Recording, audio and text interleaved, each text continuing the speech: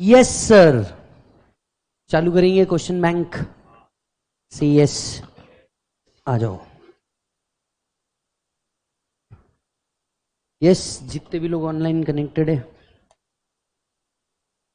Yes sir, very good afternoon. आज हम लोग क्या करने जा रहे हैं सर? चैप्टर नंबर 3 का हमें क्या करना है? एमसीक्यू करना है। I am sure chapter number 1 का आप लोगों ने क्वेश्चन बैंक कंप्लीट कर लिया होगा। चैप्टर नंबर 3 हम लोगों ने कॉन्सेप्ट कल पूरे खत्म कर लिए थे। आज हमको क्या करना है? एमसीक्यू करना है। यस, तो एमसीक्यू अगेन हमारा वही पार्ट रहेगा। ये एमसीक्यू जो बुक है, इससे सिलेक्टिव क्वेश्चंस हम लोग हर पैटर्न के लेते जाएंगे एंड वी विल ट्राई कुछ 70-80 एमसीक्यूज हम इसमें से ट्राई करें खत्म करने के। यस और नो? से यस, राइट। तो सबसे पहले कंसेप्ट पे आ जाते हैं हम लोग। सबसे पहले एमसीक्यू नंबर 1, इसको तो देख ही लो। बताओ जल्दी से, MCQ number 1, what is production? क्या मैं कह सकता हूं production means creation of a utility? Yes और no? Production means creation of a utility. So answer क्या होना चाहिए? बोलो जल्दी से। ए। तो answer should be A, creation और एडिशन ऑफ यूटिलिटी। अच्छा जी। Third,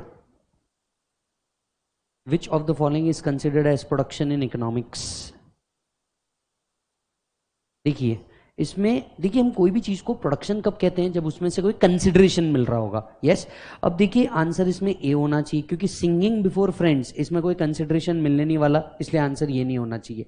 second, preventing child from falling in a manhole, इसमें भी कोई कंसिडरेशन नहीं मिलने वाला। और पेंटिंग फॉर अ प्लेजर, इसमें भी कंसिडरेशन नहीं मिलने वाला। पर हाँ, टाइलिंग ऑफ सॉइल के लिए आपको क्या मिल सकता है? कंसिडरेशन मिल सकता है, इसीलिए आंसर क्या होना चाहिए? ए। यस। एक और क्वेश्चन नंबर 4 भी देख लो। Which of the following statement is true? Which of the following statement is true? Service of doctor is considered as production. Men can create matter. देखो ये आंसर तो हो नहीं सकता, because men cannot create matter. Service of housewife is considered as production. No, क्योंकि इसमें again consideration नहीं है. Men can create a table. He creates matter. Man matter create ही नहीं कर सकता. The service of doctor is considered as production because doctor के against में उसको क्या मिलेगा? Consideration. Yes or no? Right? Okay. Sixth, in economic, entire process of dash is nothing but creation of utility. Entire production, entire activity of production. Is that done? Yes. बताइए 9th, according to dash production is an organized activity. याद करो किसके जैसा था? Answer is Betts and Parkinson. तो answer क्या होना चाहिए बेटा? डी। यस, याद आ रहा है क्या? राइट। फैक्टर ऑफ प्रोडक्शन पे कुछ क्वेश्चन ले लेते हैं। आइए 13 सॉल्व कीजिए। Dash are factor or resources which make it possible to produce goods and services. Land, labour and bank, capital owner, man power, land, labour, capital, entrepreneur ability. Answer should be D. Yes और no? 15th,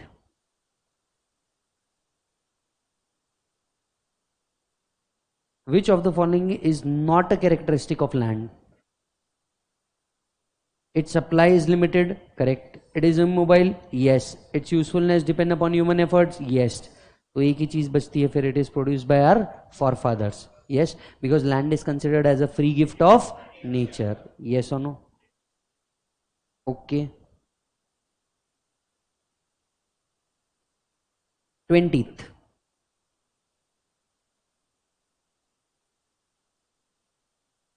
land is heterogeneous implies which of the following? Land, two lands are not alike. Yes or no? 23rd, supply of land is elastic, perfectly inelastic या inelastic? The supply of land is perfectly inelastic. Yes.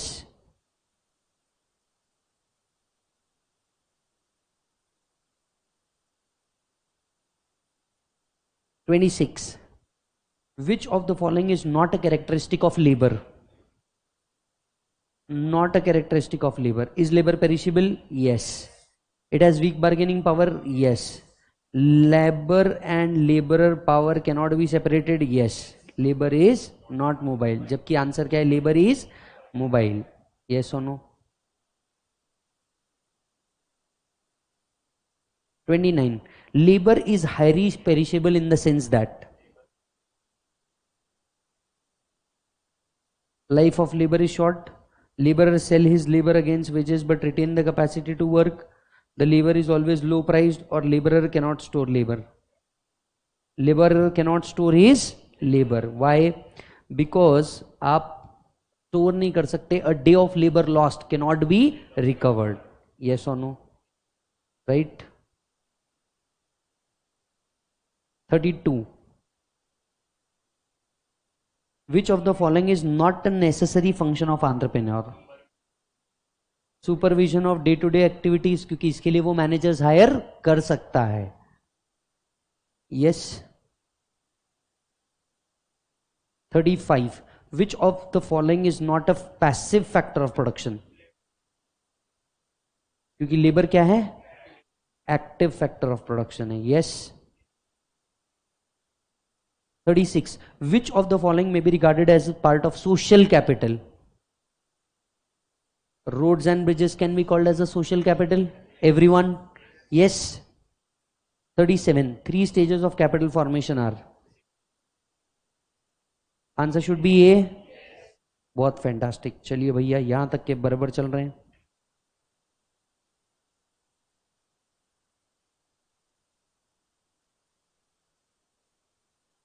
(43)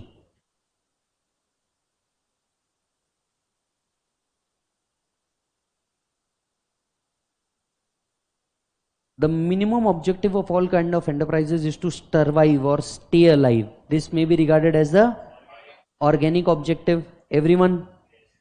Yes. 45.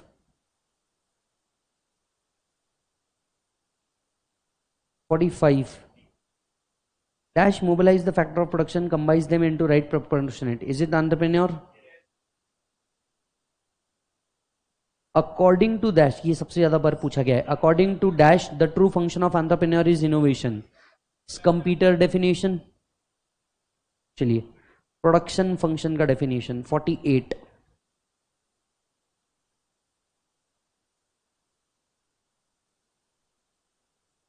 What is production function? याद होगा तो production function was a relationship between input and output. तो क्या मैं इसको कह सकता हूं answer is C.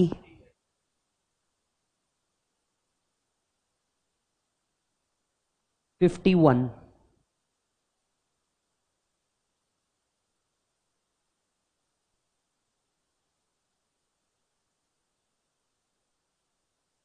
What is production function?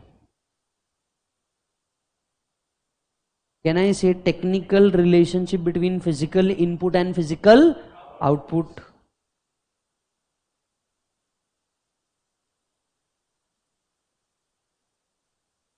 (54) Dash shows the overall output generated at a given level of input. क्या इसे हम प्रोडक्शन फंक्शन कह सकते हैं?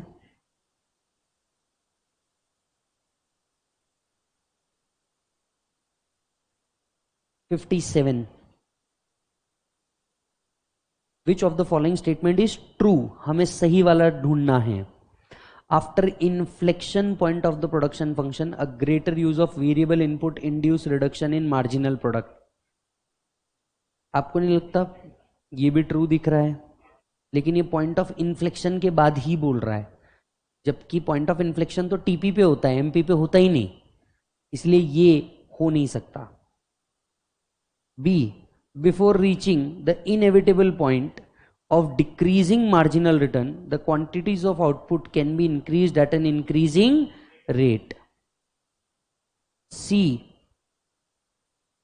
at the first stage of correspond to the range in which AP increase as a result of utilizing increased quantity of input. The first stage correspond to the range in which AP is increasing as a result of increasing quantities of input. Well, the answer क्या होना चाहिए? D, all of the above. क्योंकि देखो ये तो सही है ही कि पॉइंट ऑफ इन्फ्लेक्शन के बाद एक भी वेरिएबल इनपुट आपके एमपी को क्या करेगा, रिड्यूस। ये तो करेक्ट है ही। आपको अगर याद होगा तो ये कंसेप्ट है किसके ऊपर based, MP, that is variable proportion.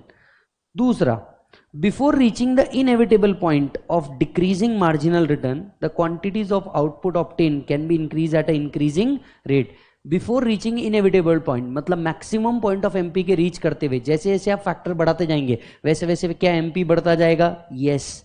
यानी ये भी एमपी के रिलेटेड है।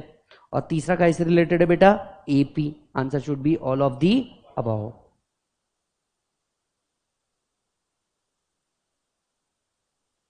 फिफ्टी नाइन,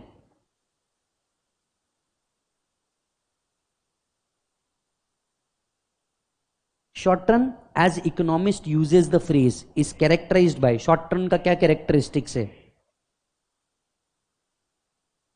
देखो all factor of production are fix no variable, ये तो हो नहीं सकता। ऑल इनपुट आर वेरिएबल, ये भी नहीं हो सकता। Greater period but shorter than one period, ये भी हो नहीं सकता क्योंकि हम शॉर्ट रन या लॉन्ग रन को पीरियड के हिसाब से देखते हैं नहीं। शॉर्ट रन के अंदर में बेटा एक इनपुट क्या माना जाता है, फिक्स, और बचा हुआ इनपुट वेरिएबल। यानी आंसर क्या होना चाहिए, ए।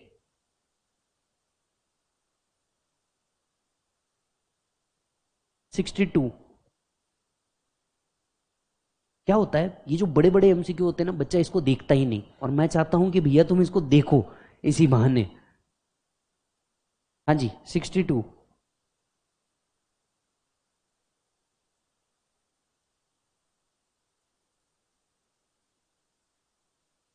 which one in the short run firm's product curve shows that TP begin to decrease when AP begins to decrease but continues to increase at decreasing rate। गलत, क्योंकि आपका टीपी तब तक नीचे नहीं आता जब तक आपका एमपी निगेटिव नहीं पहुंच जाता, जीरो नहीं, निगेटिव नहीं पहुंच जाता, तो पहला वाला तो आ नहीं सकता। when mp is equal to ap, ap is decreasing but at highest rate। गलत, ये भी नहीं होता। एपी अपने मैक्स पे होता है तो MP is equal to AP होता है, तो ये भी नहीं है। when marginal product curve cut the average product curve from below, the average product curve is equal to marginal product curve। गलत, when AP is max MP is equal to AP। Answer क्या आना चाहिए, D. In stage 2 TP increase at a diminishing rate, MP नीचे जाता रहता पर TP ऊपर जाता रहता at a diminishing rate and reach the maximum at the end of this stage. Yes और नो, TP कहां पहुंच जाता, मैक्सिमम। तो जहां MP is equal to zero, TP is equal to कहां पहुंच जाता बेटा, max. Are you getting the point. 63, long period production function is related to law of return to scale। बताइए, long run does not have, long run does not have fixed cost, क्योंकि long run के अंदर में सारी की सारी cost कौन सी होती है, variable cost. 65,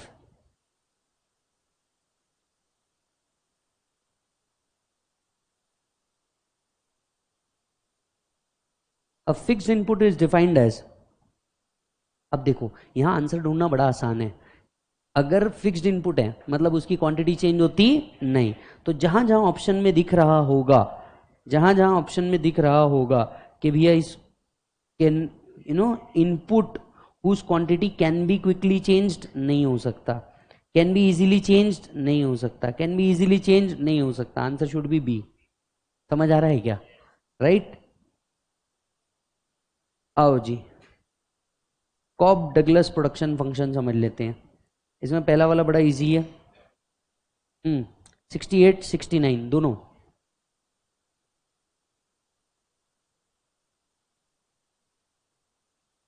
the whole of manufacturing in USA, yes. Next,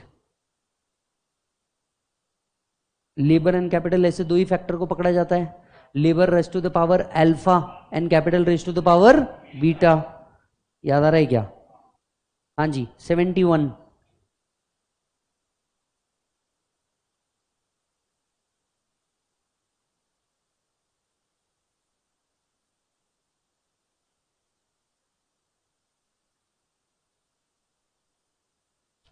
Is the answer B?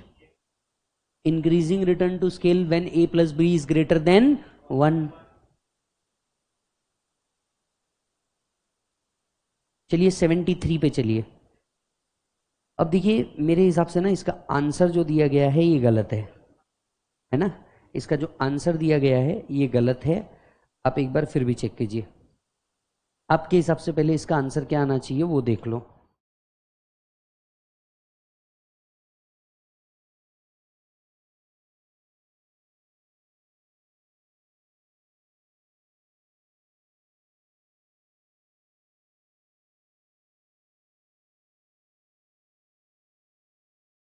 बताओ क्या आंसर आना चाहिए इसका? इसका आंसर 600 आना चाहिए। Yes, option should be 600। कैसे? मैं आपको एक बात बताऊं, क्या मैं कह सकता हूं मार्जिनल प्रोडक्ट का टोटल ही मेरा टोटल प्रोडक्ट बनता है? यस, तो इसका जो आंसर है ये पीछे गलत दिया है 580, ऑप्शन में ही नहीं होना चाहिए, आंसर शुड बी 600। क्लियर है? 74 marginal product is the slope of total product. Marginal product is the slope of total product. 76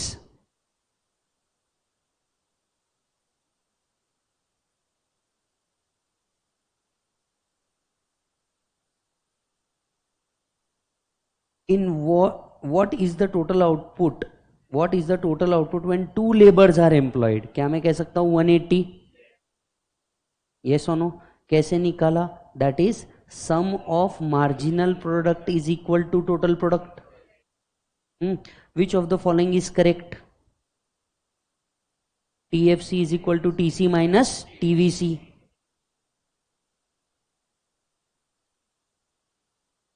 80.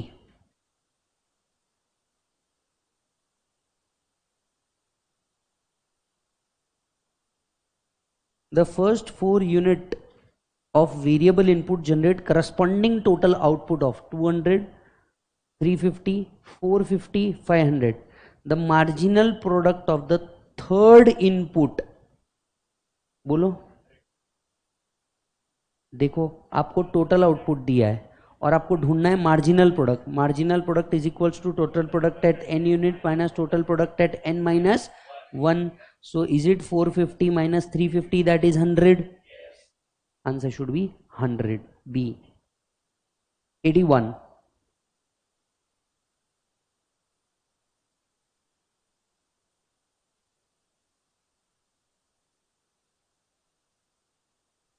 The use of the diagram to answer the following question. बोलो। The marginal physical product of the third unit of input labor is, इधर दिख रहा है input, and the marginal product of dash labor is negative. MP of dash labor is negative. कौन से labor का input MP negative दिखेगा? क्या मैं कह सकता हूं 6th? सर 6th को क्यों? क्योंकि यहां पे TP कहां गया है? निगेटिव। अगर TP निगेटिव आ चुका है मतलब MP कहां पहुंच गया होगा? निगेटिव, है ना? तो MP of the 6th labour अगर निगेटिव है तभी जाके TP नीचे आया होगा। Marginal physical product of the third unit of labour is, देखो थर्ड यूनिट ऑफ लेबर के लिए मार्जिनल प्रोडक्ट हमें ढूंढना है। तो marginal product is equals to total product at n unit minus total product at n minus 1, that is 20 minus 14 is 6. Are you getting the point? तो answer should B 6 and 6th. समझ में आया क्या? Formula लगाना है, कुछ नया नहीं करना आपने। हाँ जी बताइए। 82 at point of inflection, point of inflection बोला जा रहा है, point of inflection the MP is, क्या मैं कह सकता हूं maximum? Because MP is maximum, TP पे उस पॉइंट को हम क्या कहते हैं? बोलो बेटा, पॉइंट ऑफ इन्फ्लेक्शन। याद आ रहा है क्या दोस्त? यस। 84 मैंने आपसे कहा था प्रैक्टिकल MCQ सब करेंगे। 84 the first 4 unit of variable input generated corresponding total output of 150, 200, 350, 550. What will be the marginal product of third input? चलो MP निकालना है, मतलब TP at n unit minus TP at n minus 1. कौन से product का निकालना है? Third input. यानी 350 माइनस 200 मतलब कितना आ जाएगा बेटा? 150. Answer should be C. Everybody yes और no?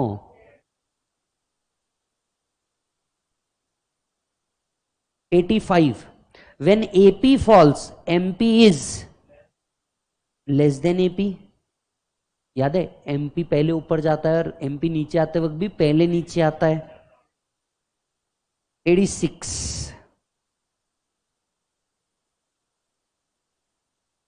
The production process described below exhibits.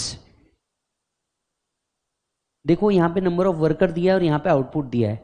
जैसे हमने वर्कर बढ़ाया, पहले वर्कर का आउटपुट 23 आया, दूसरे वर्कर का 46 आना चाहिए था, 40 आया, और तीसरे वाले का तो 92 समथिंग पे जाना चाहिए था, 50 ही आया. तो लेबर का जो प्रोडक्ट है वो बढ़ रहा है या कम हो रहा है? तो क्या मैं कह सकता हूं diminishing marginal product of labour? Yes.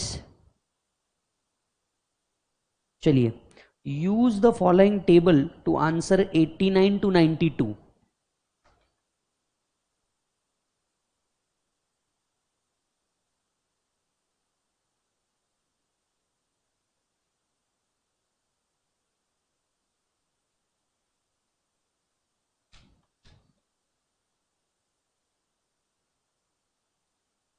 देखो, क्या मैं कह सकता हूं इधर 18 आएगा, that is sum of MP is called as TP, and difference of TP is called as MP. बराबर है ना? पहले ये टेबल फुल कर दो. बराबर है? अब जवाब दो, 89 का जवाब दो. Is it 6? एमपी का फॉर्मूला क्या है? TP at N unit minus TP at N minus 1. तो 24 माइनस 18, आंसर क्या आना चाहिए? 6. Everybody, are you getting the point? Yes. 90. What is the total product of producing 2 units of output? 18. इसका तो answer हमारे पास वैसे ही निकल गया, बोलो हाँ. अरे everybody, what is the AP और फर्स्ट 3 प्रोडक्ट? एपी का फॉर्मूला क्या है बेटा? AP is equal to TP divided by number of units. AP कितना था? 24 divided by number of units कितना है? 3. अरे एवरीबॉडी, हेलो, मैं ही सॉल्व कर रहा हूं, तुम भी कर रहे हो. Is the answer 8? आंसर समझा कैसे निकला?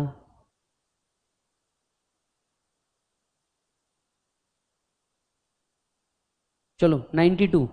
What is the AP of first 3 unit of output? I guess, is it the same question? yes or no?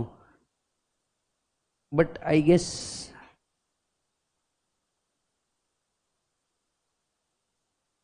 Option C गलत है, आप इसको कट कर सकते हो.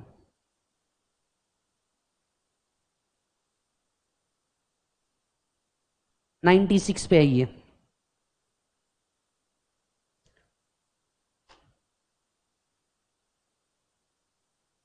Identify the correct statement.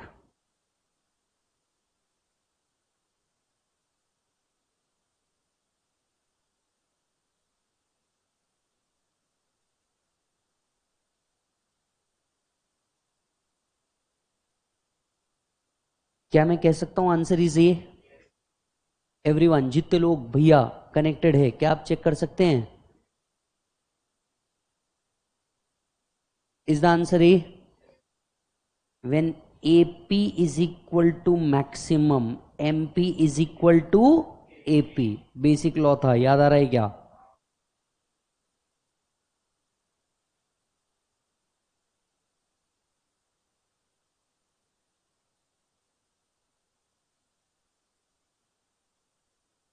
Which of the following is correct? एक minute, 96 हो गया ना? इजी है, ये इजी है. 100. आराम से पढ़िए.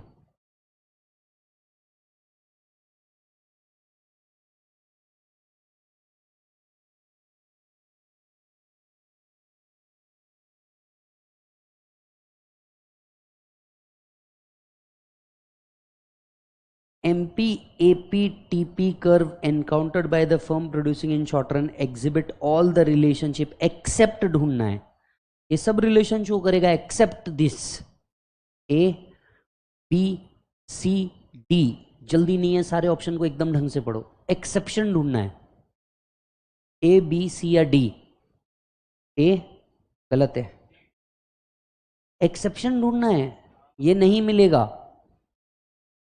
A, B, C या D? Answer should be D। Answer को पढ़ के देखिए, when MP is at maximum AP is equal to MP, ऐसा नहीं होता। When AP is maximum MP is equal to AP होता है, तो answer should be D।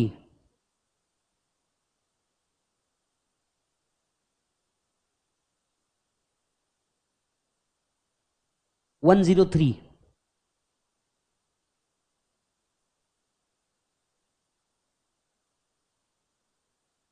The law of variable proportion is valid when,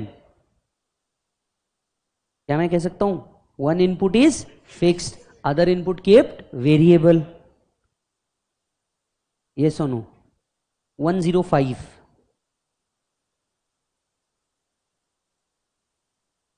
Diminishing marginal return in the first 4 unit of variable input is exhibit।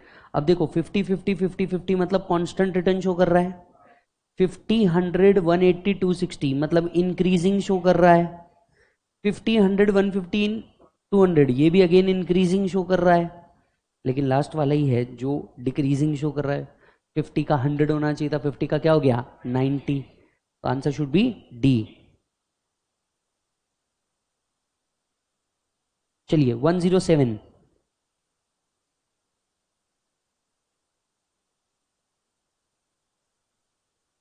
Production activity in short period is analyse with the help of law of variable proportion, yes or no? 110।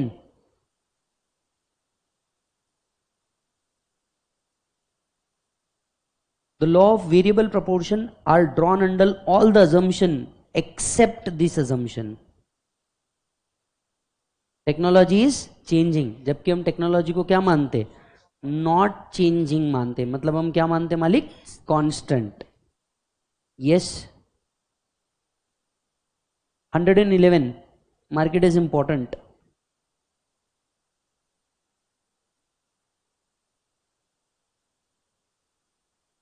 Increasing return हमें क्यों देखने को मिलता, specialisation के कारण भी और economies of scale के कारण भी। Answer is both A and B.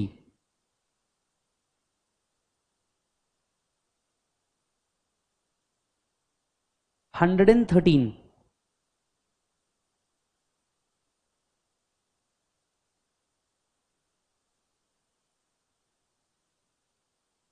During the second stage of diminishing return MP and TP are maximum, ये हो सकता है क्या, नहीं। MP and AP are decreasing, yes. AP is negative, हो ही नहीं सकता। TP इज निगेटिव, हो ही नहीं सकता। Answer should B B। Everybody. 114। A rational producer will produce in stage which marginal product is positive and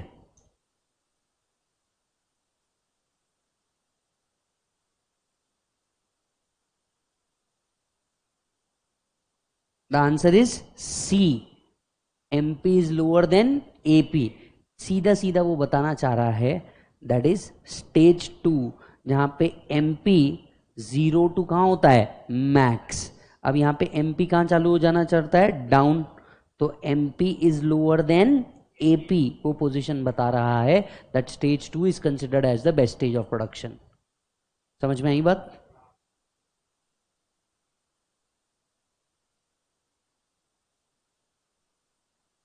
hundred and 16। phenomenon of diminishing return rest upon the dash of the fixed factor, indivisibility of fixed factor। Diminishing returns का concept तभी applicable है जब वहां पे fixed factor भी हो और variable factor भी हो, तो आप फिक्स्ड फैक्टर को इंडिविजिबल नहीं कर सकते, अलग नहीं कर सकते। तो हमारे पास एक फिक्स फैक्टर होना ही चाहिए, बचे हुए इनपुट क्या होना चाहिए, variable. Mark this as important as well.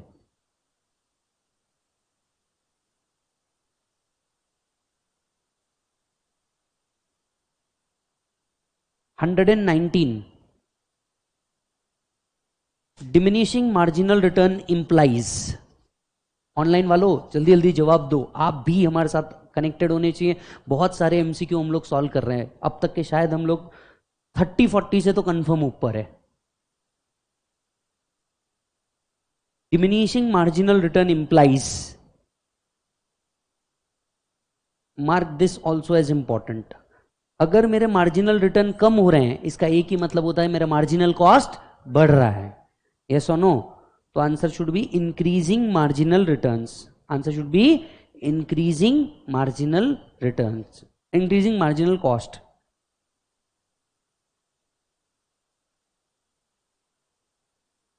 121,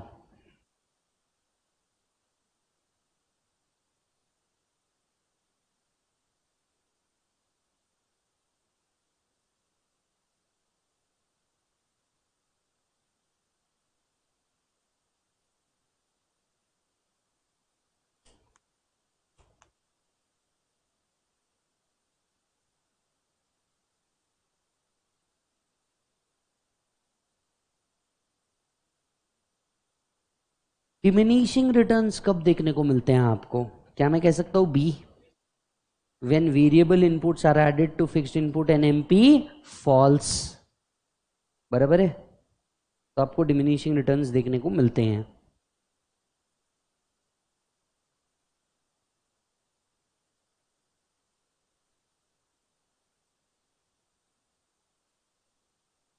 one 127,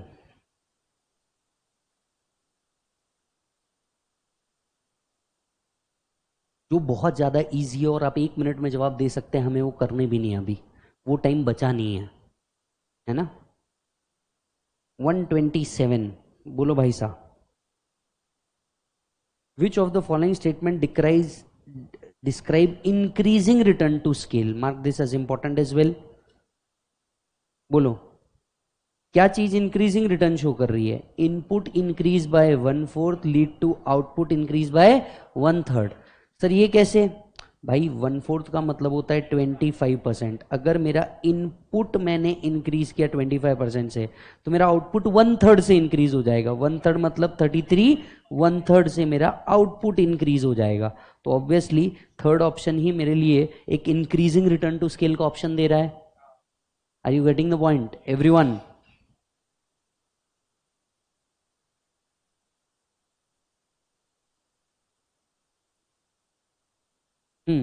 130 and 131 both.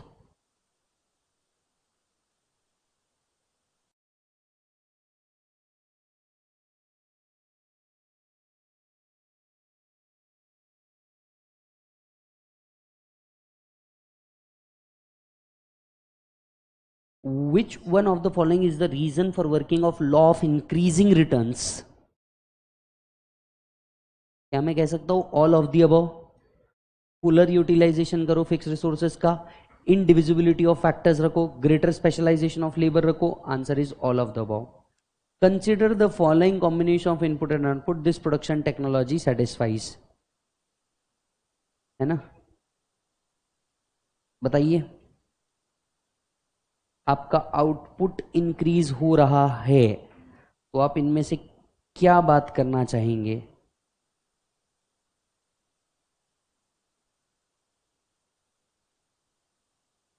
Answer should be constant return to scale. देखो इंक्रीजिंग तो वो है ही, लेकिन इंक्रीजिंग है एक फिक्स्ड नंबर में। आप ये कोई भी प्रोपोर्शन बदलो, ये देखो प्रोपोर्शन वो लोग क्या बदल रहे हैं, 2-2 से अपना इनपुट चेंज कर रहे हैं और आउटपुट आपका 1-1 से चेंज हो रहा। तो that is showing an constant output. Answer should be constant return to scale. Mark this as also important.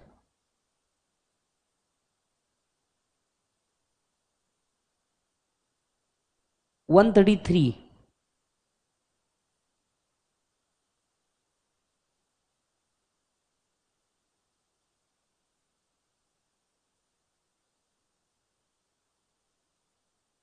A change in the scale means that all factor of production are increased or decreased in the same proportion. Answer should be all.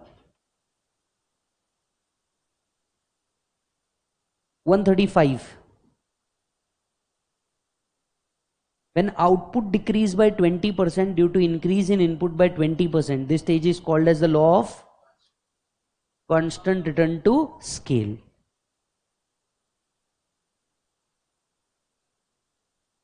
One 139.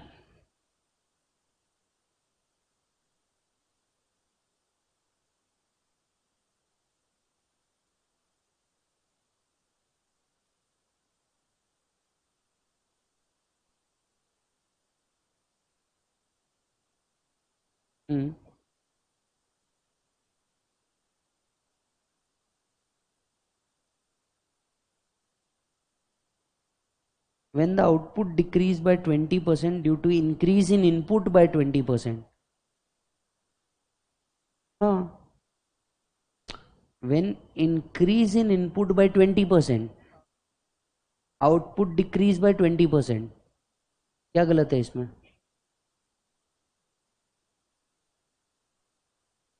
बराबर है? Answer इसका आना चाहिए none of the above. एकदम बराबर. मैं mistake कर गया था पढ़ने में. अगर मेरा इनपुट इंक्रीज कर रहा है 20% में, तो मेरा आउटपुट भी इंक्रीज करना चाहिए 20%. इन्होंने आउटपुट डिक्रीज लिखा है. Answer should be D. 139.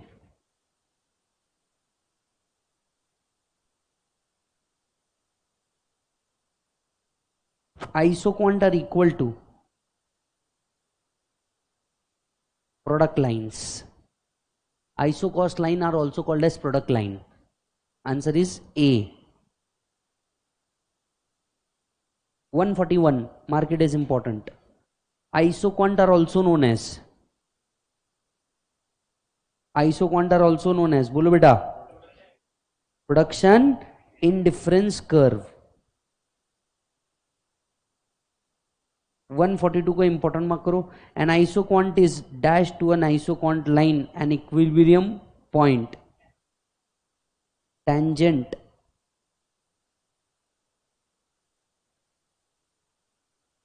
(145). Which of the following statement is true in relation to an isoquant curve?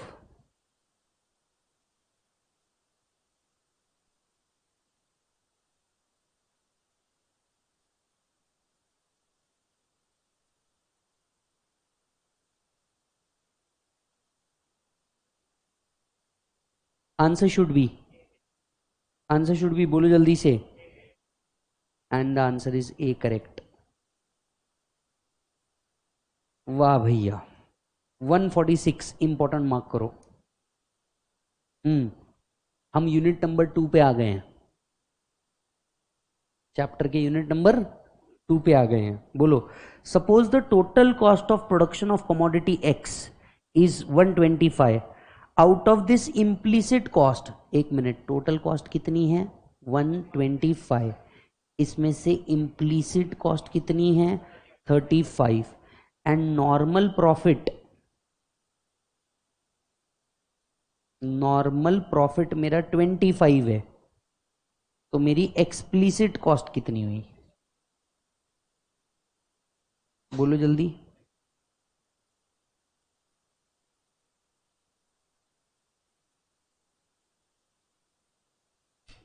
Answer should be B, 65,000. Everyone?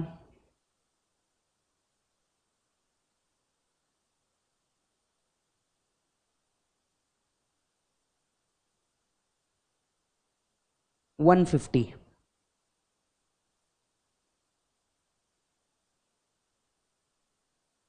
Total cost is equal to explicit cost plus implicit cost plus normal profit.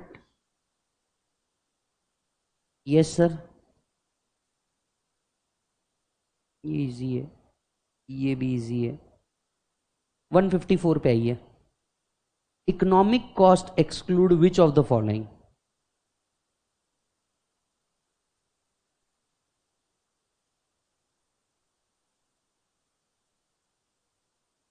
बहुत tricky सा question है पर बहुत easy अगर आप 2 बार भी पढ़ लें तो।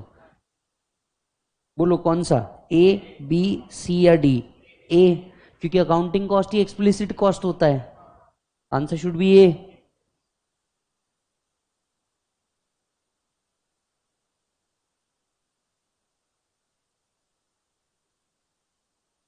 ये वापस रिपीटेड है। 160 बताइए।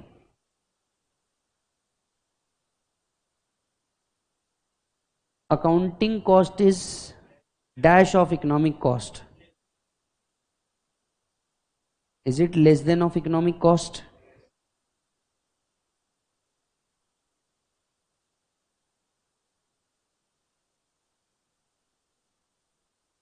One sixty five.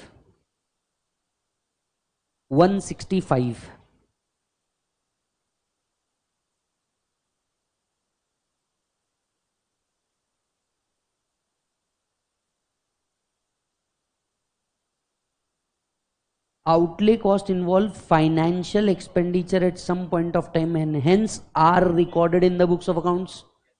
Answer should be B.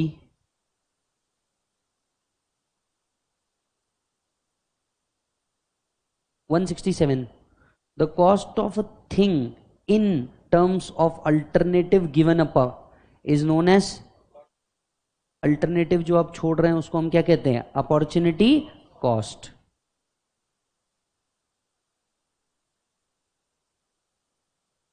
(173)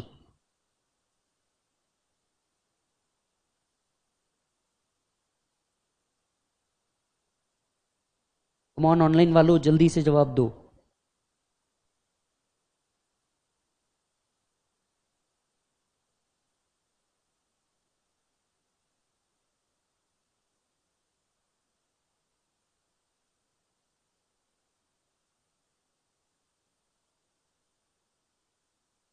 The answer should be opportunity cost is the cost of missed opportunity and involve a comparison between policy that was chosen and policy that was rejected. Answer should be C. है ना? Mark this as important.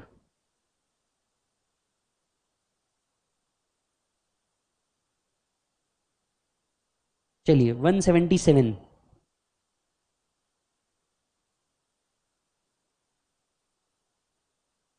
Theoretically, incremental cost are related to the concept of marginal cost.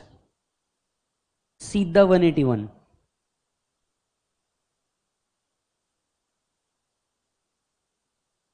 Which was incurred first? बोलो. Historical cost, the cost incurred in past. 184.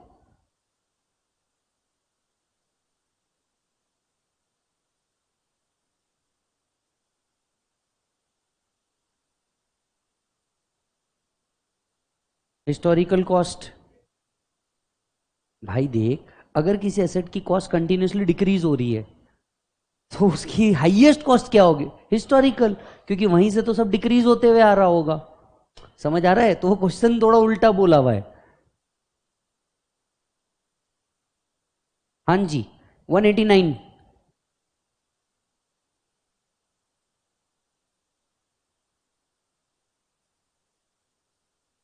Is it a repeated question? है ना? इस book में आपको multiple जगह पे repeated question देखने को मिल सकता है। उसका एक ही रीजन है, या तो वो वापस से इंस्टीट्यूट ने पूछा है या तो वापस से एग्जाम में आया और हमने उसको एज इट इज रखा हुआ है इसी के लिए। चलो उसी बहाने से रिवीजन होगा।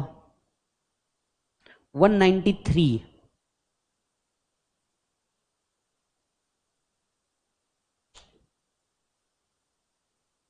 Cost function is a function which is obtained from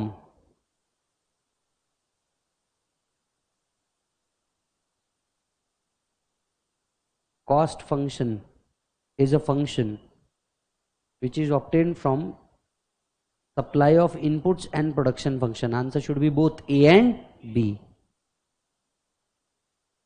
197. A company produced 10 units of output and incurred 30 per unit as variable cost. आपका वेरिएबल कॉस्ट कितना है 30 रुपीज पर यूनिट एंड आपका फिक्स्ड कॉस्ट कितना है 5 rupees per unit, तो आपका total cost per unit कितना हो गया? What will B it's total cost of producing 10 units? Number of units कितने हो गए मालिक? 10। नंबर ऑफ यूनिट्स कितने हो गए? 10। तो देयरफॉर टोटल कॉस्ट बन गया 350। Answer should B 350। एवरीवन, पहले एक यूनिट का कॉस्ट निकाला, उसको 10 से मल्टीप्लाई कर दिया, सिंपल है। 198। What is the total cost of producing 20 units if fixed cost is 5000 and variable cost is 2? अब देख, तेरा fixed cost is 5000 in total, तेरा वेरिएबल कॉस्ट 2 इंटू 20 मतलब कितना हो जाएगा? 40। तो what is your total cost of production? बहुत हार्ड क्वेश्चन है, मैं जानता हूं नहीं कर पाओगे, फिर भी ट्राई कर लो। Is it 5040? क्योंकि टोटल कॉस्ट का फॉर्मूला क्या है? Fix cost plus variable cost. Answer should be 5040। Everyone, are you getting the answer? 200 200 MCQ तक के पहुंच गए हम सैम्पलिंग पे। हर तीसरे चौथे पांचवे एमसीक्यू को डन डन डन करते हुए, मतलब लगभग लगभग मेरे को लग रहा है अपन 70 से 90 एमसीक्यू के बीच में हैं कहीं हम। चलो करते जाओ। Calculate the total cost of 4 unit.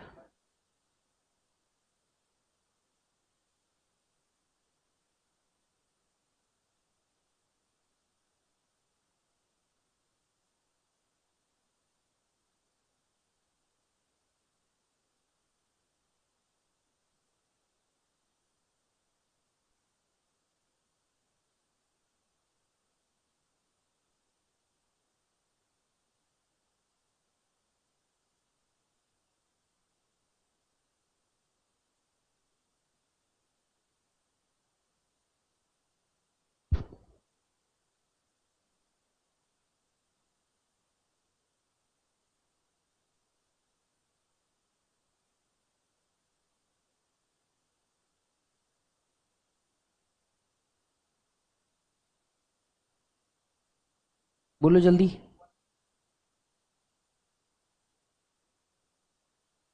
मेरे हिसाब से ना मालिक यहाँ पे आंसर गलत आया है ना? बट यहाँ पे एक और गड़बड़ है। देखो नंबर ऑफ यूनिट्स में यहाँ पे 2 और 4 लिखा है, मतलब 3 इज मिसिंग, जिसके कारण ये इनकम्प्लीट है, हम इसे कट कर सकते हैं। 201 भी देखिए, the total cost of 4 units,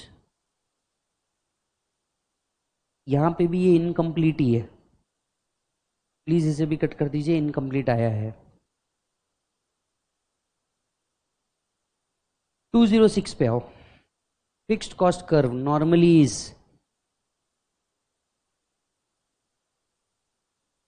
U shaped है ना? Fixed cost curve is U shape. Variable cost कौन सा शेप होगा फिर? बोलो जल्दी। फिक्स्ड कॉस्ट कर्व इज कौन सी लाइन? हॉरिजॉन्टल। चलो, जो 2 कट किए उसके जगह पे और 2 बढ़ाते हैं। Fixed cost are dash a function of output. Fixed cost are not a function of output. Output consider करने के लिए फिक्स्ड कॉस्ट को क्या किया जाता है? इग्नोर। याद आ रहा है क्या? तो fixed cost is not a function of output, it is a function of total cost, it is not a function of output. Everyone, 205 एक और ले लो। फिक्स्ड कॉस्ट में also defined as answer is D, all of the above. देखो, inescapable है मतलब तू avoid नहीं कर सकता, अनकंट्रोलेबल मतलब वो वैसी तेरे हाथ में नहीं है, तीसरा कांस्टेंट भी रहता है। Answer should be all of the above. The vertical difference between TVC and TC curve is equal to the difference between TVC and TC पूछा है। सीधा सीधा वही होगा ना यार। TFC is equal to TC minus TVC. So what is the difference between TVC and TC? TFC। आया 209। What will be TFC if we produce 2 units? बहुत इजी आंसर है, ध्यान से देखो, बहुत इजी आंसर है। What will be TFC if we produce 2 units? अच्छा, आप मेरे को एक बार फॉर्मूला बताओ, what is the formula of VC? TC minus FC. आप इसमें एफसी ढूंढ सकते हो क्या? 1 मिनट में मिल जाएगा। एट जीरो आउटपुट जो आपकी टोटल कॉस्ट रहेगी वो क्या डिनोट करेगी? Fixed cost. At zero output total cost is equal to fixed cost. और what will be TFC of 2 unit? 2 unit पे मेरी टोटल कॉस्ट बताया है। What is my total cost? 50 minus 20, variable cost कितनी बची? 30। ऑप्शन दिख रहा है क्या? ये आंसर है। समझा क्या?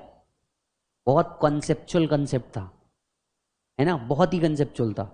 लिखो वहां पे, at zero output total cost is equal to fixed cost.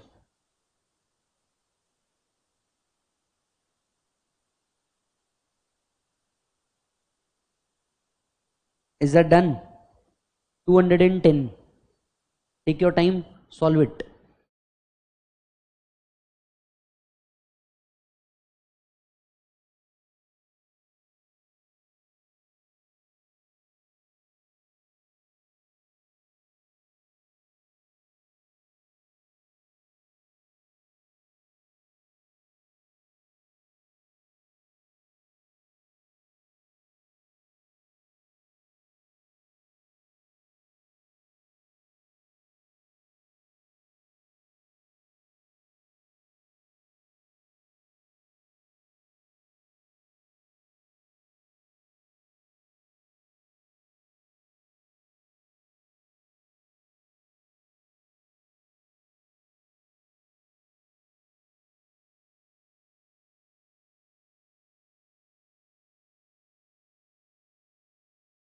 Answer should be, answer should B,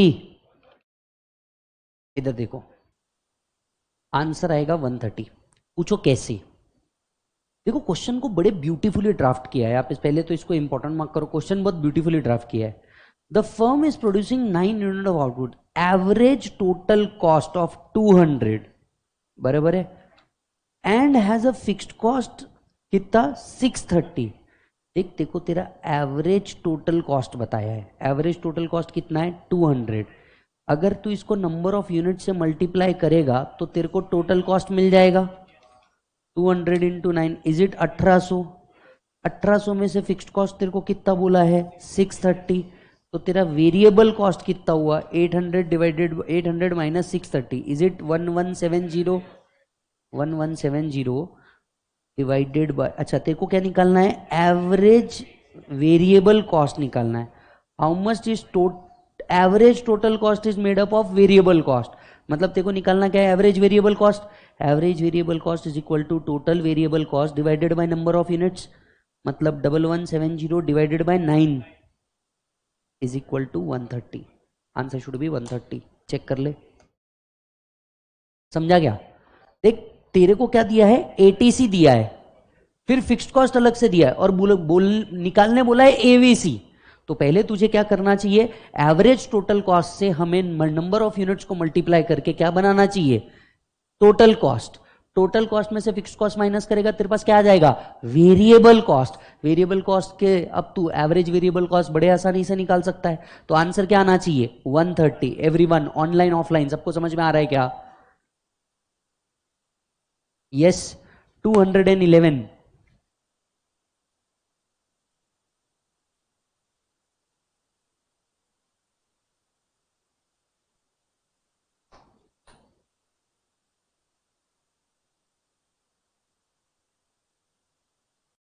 check that question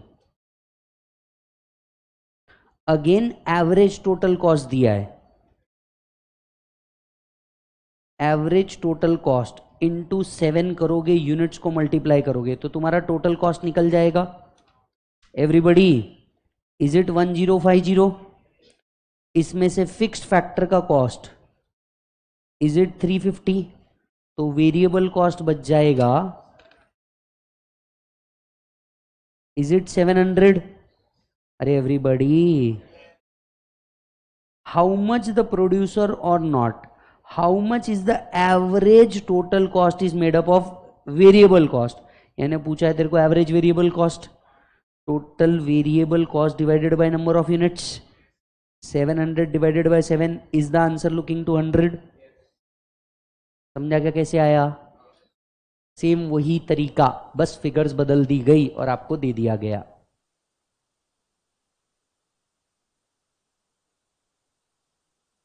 आया क्या? Come on, 217, 217।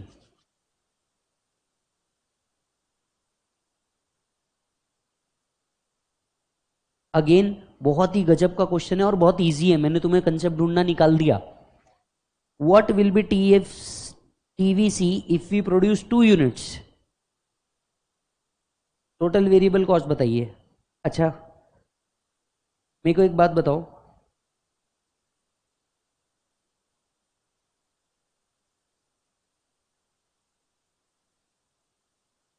कुछ ढूंढ सकते हो क्या?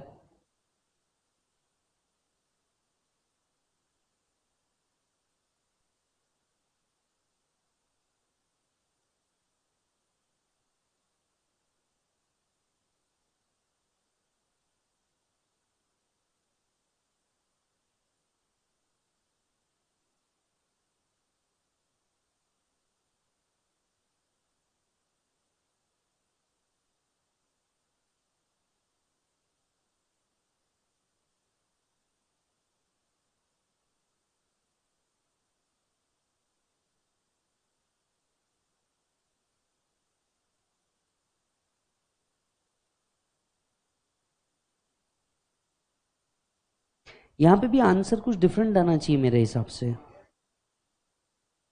यस और no? What will be the TVC if we produce 2 units? Yes, कितना आना चाहिए बताइए? Is it 20? तो आपके जो ऑप्शंस दिए हैं ये गलत दिए हैं। यस और नो? इसे कट कीजिए, इसके बदले में दूसरा लीजिए। 218, a firm shut down for a short period, it will not इनकर any, it will not incur any variable cost. 219, dash are those costs which change with the change in output, dash change with the change in output, variable cost. Yes or no?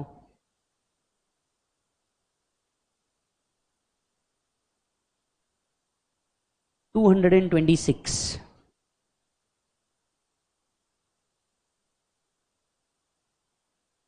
average fixed cost can be obtained through total fixed cost divided by total units. 228, which of the following cost curve is never U shaped? Total fixed cost curve, क्योंकि वो parallel straight line रहेगा। Everyone yes और no? 229, AFC curve is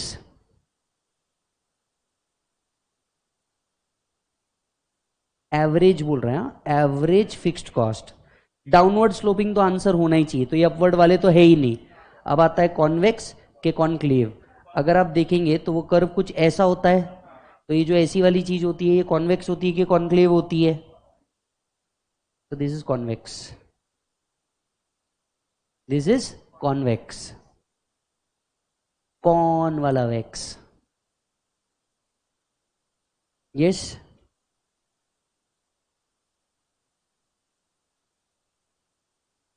236,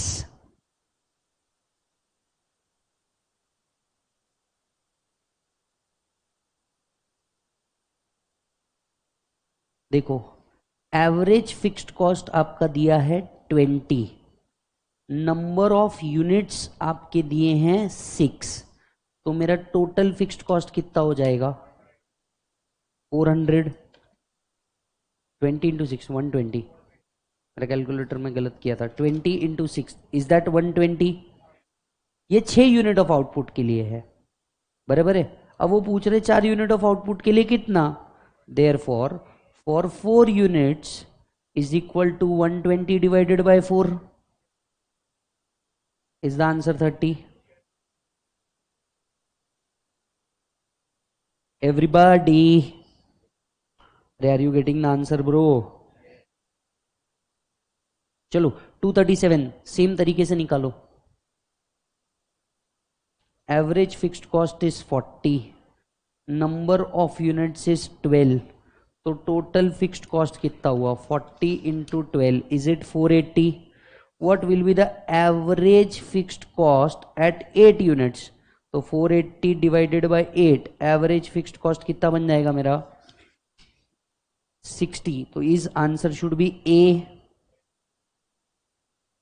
समझ में आया क्या? Practical जिससे आपको डर था खत्म हो रहा है क्या धीरे धीरे? मैंने आपको पहले ही बोला था डरने का नहीं, भीव नको मी तुझ्या समोर उभा आहे. यस, चल बेटा 239 कर. 239.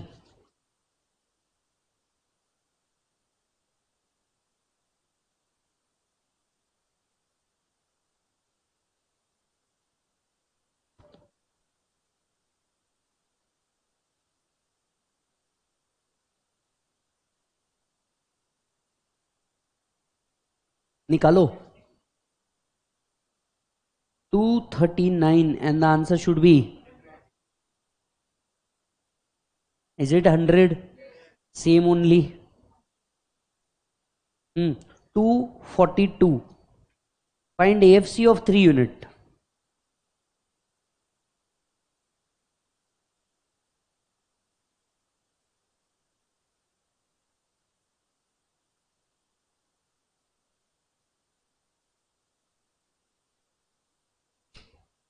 And the answer should be,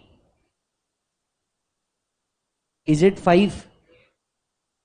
पूछे 5 कैसे आएगा? आप क्वेश्चन रीड करने में बहुत छोटी सी गलती कर रहे हैं. क्वेश्चन क्या पूछा है? Average fixed cost. बराबर है? Average fixed cost is equal to fixed cost upon number of unit. What is fixed cost? At zero output, at zero output total cost is equal to fixed cost. तो fixed cost मेरी 15 हुई, divided by number of unit 3 हुए, तो answer तो 5 ही आएगा ना दोस्त. समझा क्या? क्वेश्चन पढ़ने में तू बेसिक गलती कर रहा था. समझा क्या? टेबल वेबल देख के, फिगर विगर देख के टेंशन नहीं लेने का. अपने फॉर्मूले को बिल्कुल दिल में उतार करके लेके जा. कुछ भी बोले टेंशन नहीं लेने का. तूने पढ़ा है और बहुत अच्छे से पढ़ा है, टेंशन मत ले, बस शांति से सॉल्व कर. चल 243 सॉल्व कर इसी बेसिस पे.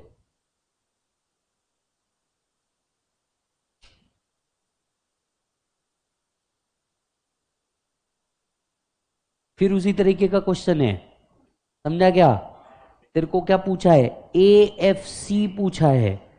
तो FC divided by number of units at zero output, जो टोटल कॉस्ट रहेगी वही क्या डिनोट करेगी? Fixed cost divided by number of unit. Is the answer 290. Everybody समझ रहा है क्या? तो ये क्वेश्चन देख के डरने का नहीं, बहुत सिंपल है. एवरेज कॉस्ट कर्व इज, मैं नहीं बता रहा. बोलो average cost curve is U shape. चलो 247.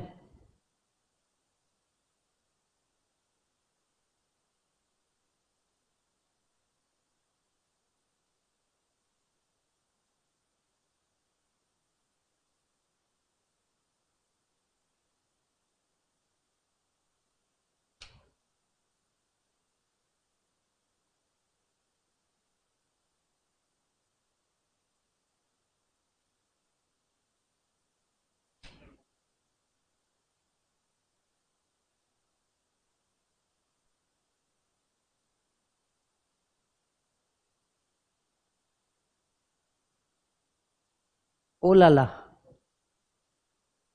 आंसर शुड बी ए. अब किसी को समझा कि क्वेश्चन सही है? क्वेश्चन में कोई गड़बड़ नहीं है. यहां पे मैं आपको एक बात बताता हूं. Difference in total cost is because of variable cost. समझ में आया क्या डिफरेंस? अच्छा, एनीवन आंसर कैसे आया 20? एनीवन? 105 माइनस 25 कितना आता है पढ़ो? 80 डिवाइडेड बाय 4 20। बेटा तेरे टोटल कॉस्ट में से, इधर देख, तेरे टोटल कॉस्ट में से हमने क्या माइनस कर दिया? Fixed cost. यानी क्या बचा होगा? Variable cost divided by number of units. तेरा एवरेज वेरिएबल कॉस्ट निकल गया, है ना? अब यहाँ पे ये होना 4 चाहिए, बस इतना ही है। समझ में आया? वो फिफ्थ मिस टाइप है, ये 4 होना चाहिए, काम खत्म।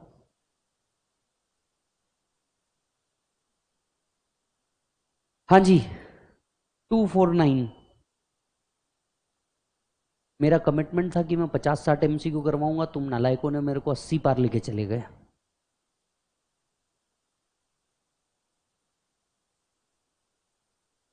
चलो 249।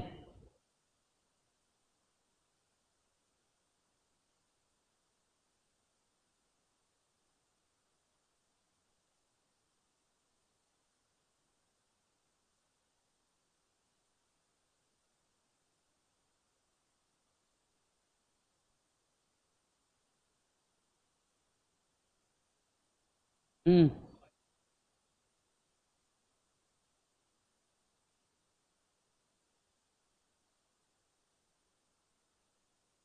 आंसर शुड बी, पक्की बात, आप जीते। कैसे निकाला मेरे को कुछ समझा नहीं। 2000 प्लस 800 टोटल बना 2800 डिवाइडेड बाय 5 इज इट 560। ये बना मेरा वेरिएबल कॉस्ट, ये बना मेरा फिक्स्ड कॉस्ट, और total cost divided by number of unit मेरे लिए बनेगा एवरेज टोटल कॉस्ट, जो प्रॉब्लम में पूछा है। समझा क्या भाई? इकोनॉमिक्स में 50 आउट ऑफ 50 चाहिए। मैक्रो का अपना अपना देख लेना, मेरे को मेरे 50 चाहिए। माइक्रो के 50 मंगता मतलब मंगता। चल बोल बेटा। टू, यार ये तो बहुत इजी है, 253 कर।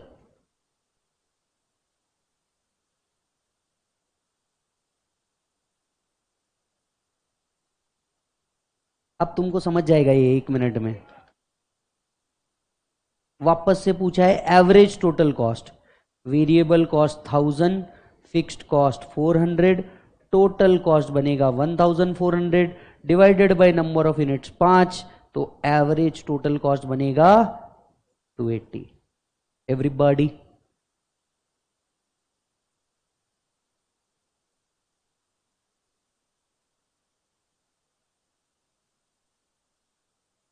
260, mark it as important.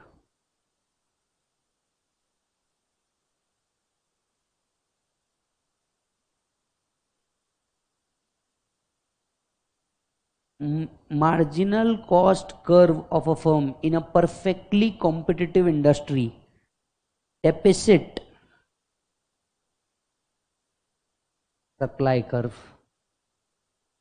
आपका मार्जिनल कॉस्ट कर्व ही आपका सप्लाई कर्व होता है। पढ़ा भी है हमने बुक में, चेक कर लेना।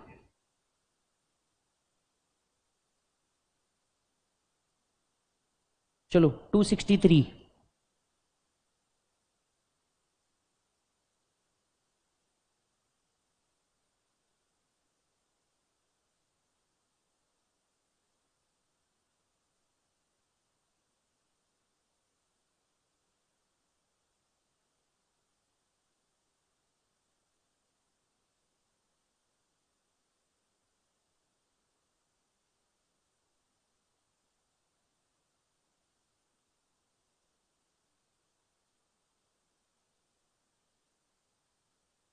Anyone?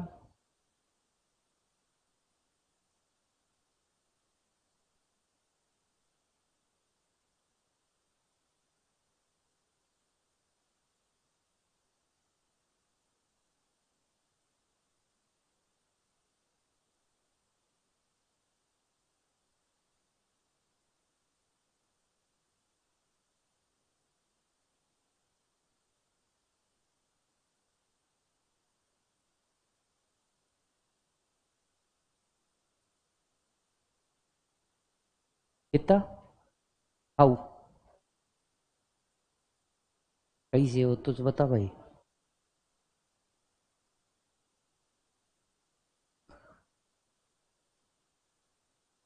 Hmm.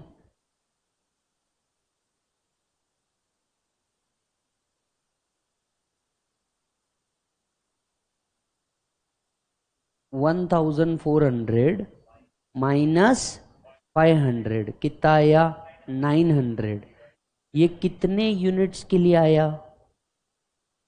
30 units divided by number of units 30। तो ऐसे तुमने क्या निकाल दिया? 30।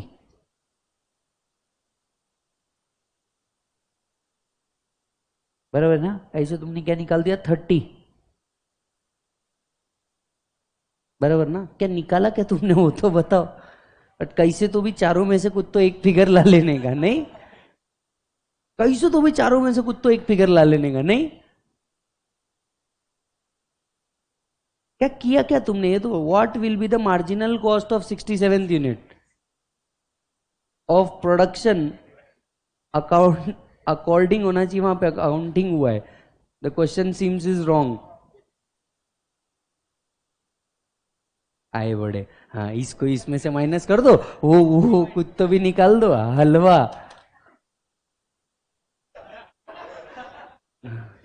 चलो 265।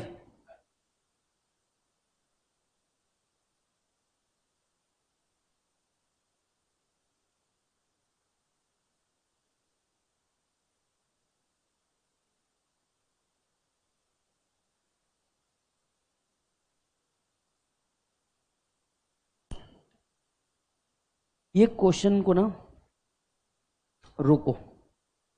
ये जो 264 और 265 है, ये अभी मत सॉल्व करो, बाद में करेंगे।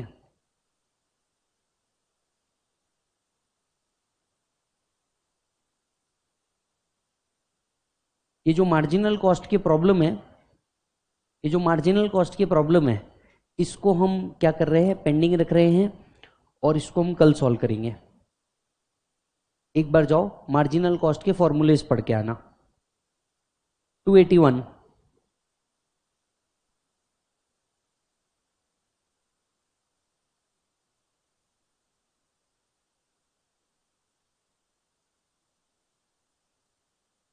If AC slope downward, MC must fall.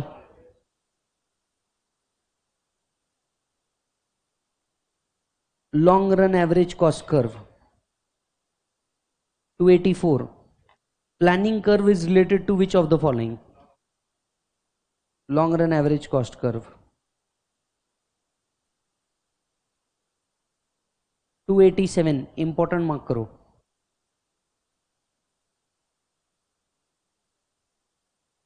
The negatively sloped part of long run average cost curve is due to which of the following?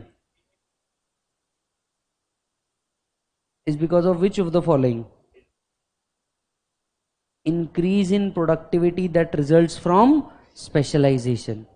Negatively sloped part of long run average cost curve, मतलब वो बोल रहे हैं कि long run average cost curve में पहले ये जो नीचे आता है और बाद में वो शार्पली ऊपर जाता है ना, तो ये निगेटिव क्यों जा रहा है? क्योंकि आपकी इंक्रीज हो रही है क्या बेटा? Productivity because of specialisation. समझ में आया? तो ये जो निगेटिव जा रहा है, ये क्यों जा रहा है long run average cost curve में? 290।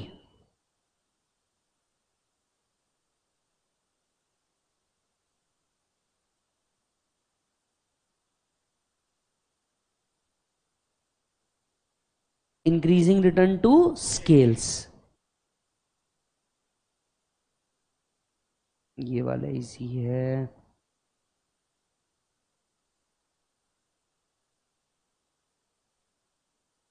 298।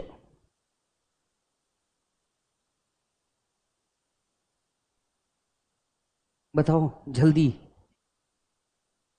Is it 3, diminishing return, constant return, increasing return?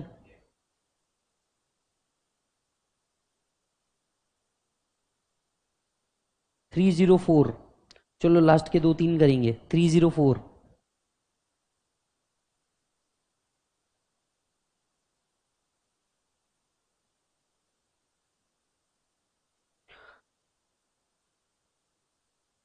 supply curve remain unchanged, an increase in demand will lead to a rise in price. 311. अच्छा, तुम्हारे इसमें लास्ट 309 ही है, 309 कर दो. Average revenue curve is also its demand curve.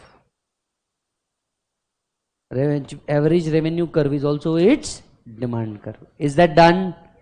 Yes, that's it, Malik. हमारे commitment towards foundation MCQs के अंदर में प्लस रिवीजन सीरीज के अंदर में chapter number 1 and chapter number 3 हम लोगों ने विथ MCQs क्या कर दिए, खत्म. Is that done? चलो जी, मिलेंगे कल.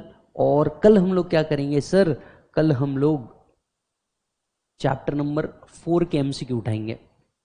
मतलब चैप्टर नंबर 4 उठाएंगे कंसेप्ट पढ़ने के लिए, और फिर उसके MCQ उठाएंगे डेली बेसिस पे, जैसा अपना चल रहा है वैसे ही. Is that done? Thank you so much. See you. Bye bye. Take care.